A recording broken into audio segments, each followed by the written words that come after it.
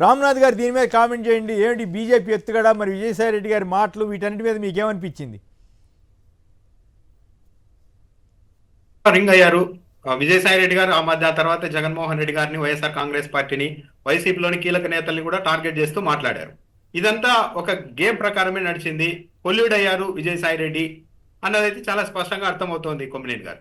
లేకుంటే ఇప్పుడు నాదెండ్ల మనోహర్ గారు చెప్పారంటే ఇక్కడ గమనించాల్సిన అంశం ఏంటంటే, తెలుగుదేశం పార్టీ ఆ సీటును బీజేపీ అడిగింటే తెలుగుదేశం పార్టీ వాళ్ళు తీసుకునే పరిస్థితి లేదు. బీజేపీ అడిగిందల్లా ప్రతిదీ ఇవ్వాల్సిన పరిస్థితి వచ్చింది. ఇప్పుడు తిరిగి విజయసాయి రెడ్డికే ఇస్తూ ఉన్నారంటే ఇక్కడ తెలుగుదేశం పార్టీ పాత్ర ఏంటి అన్నది కూడా మనం ఆలోచించుకోవాలి. ఎంత వీక్ గా ఉందనేది కూడా అర్థమవుద్ది కదా, ఎంత వీక్ గా ఉందనేది. మన కృష్ణయ్య గారికి ఇచ్చారు ఒక సీటు, చూశారు కదా. ఆర్ కృష్ణయ్య మళ్ళీ ఆయనకే ఇచ్చారు. సోమవీరాజు గారికి ఎమ్మెల్సీ ఇచ్చారు. సోమవీరాజు గారికి మొత్తం తెలుగుదేశం పార్టీ వాళ్ళంతా వ్యతిరేకించినా కూడా ఇచ్చారు. అంటే ఇవన్నీ కుమ్మక్కు రాజకీయాలు నడుస్తూ ఉన్నాయి అన్నది అయితే చాలా క్లియర్ గా అర్థమవుతుంది. విజయసాయి రెడ్డి గారు కూడా అనైతికంగానే వెళ్ళారు అన్నది కూడా ఇప్పుడు దీన్ని బట్టి అర్థమవుతుంది కొమ్మినేని గారు. రైట్. శివశంకర్ గారు మీరేమంటారు? సార్, ఆయన ఏదో వ్యవసాయం చేసుకుంటా నేను రాజకీయాలకు వెళ్ళను ఇవి అని అనేటువంటిది ఆ యొక్క ఆ డ్రామాలన్నీ చూసిన తర్వాత మళ్ళా ఇక్కడికి రావడము, జగన్మోహన్ రెడ్డి గారి మీద తిట్టడము, ఎవరి పాత్ర ఉంది, ఈయన ఎందుకు తిరుగుతున్నాడు, ఎందుకు షర్మిలా గారిని కలిశారు, లేనిపోయి ఎందుకు ఈయన చేస్తున్నాడు అన్నప్పుడే మనకు అర్థమై ఉండాలి ఈయన యొక్క పావులు ఎలా కదులుతున్నాయి, ఈయన యొక్క స్వార్థ రాజకీయాలకు ఎలా ఉన్నారు.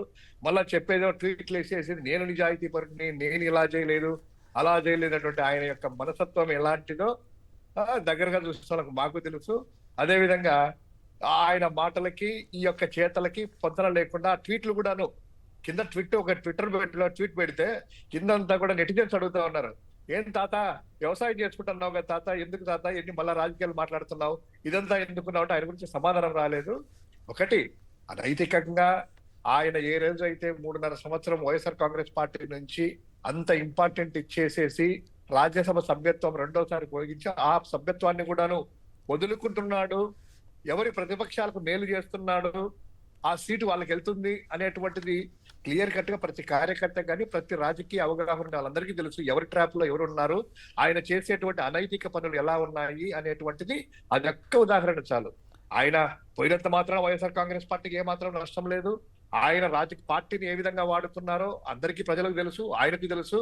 పార్టీ ద్వారా ఎదిగినోడే తప్ప ఆయన ద్వారా పార్టీ అనేటువంటిది ఏ రోజు కూడా ఎదగలేదు.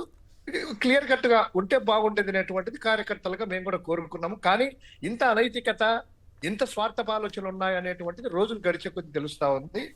సో ఈయన ఎక్కడికి పోయినా కూడాను వైఎస్ఆర్ కాంగ్రెస్ పార్టీ అంటే మీకు కూడా అలాంటి సమాచారం ఉందా, బీజేపీ వాళ్ళే ఈ గేమ్ ఆడుతున్నారు అనేది? బీజేపీ వాళ్ళకి ఏమాడుతున్నాడో ఈయన వెళ్ళి బీజేపీని బతిమాలుకుంటూ ఈయన వస్తానంటున్నాడు అనేటువంటిది రెండో విధంగా అనుకోవాలి. బీజేపీ వాళ్ళు ఇతర బతిమాలకు నేను చేస్తాను, నీకు అసెట్ అవుతాను, మీకు ఇది ఉంటుంది అనేటువంటిది ఈయన వెళ్ళేసి బతిమాలుకుంటే ఎందుకు ఈ విధంగా మనం ఆలోచన చేయకూడదు సార్?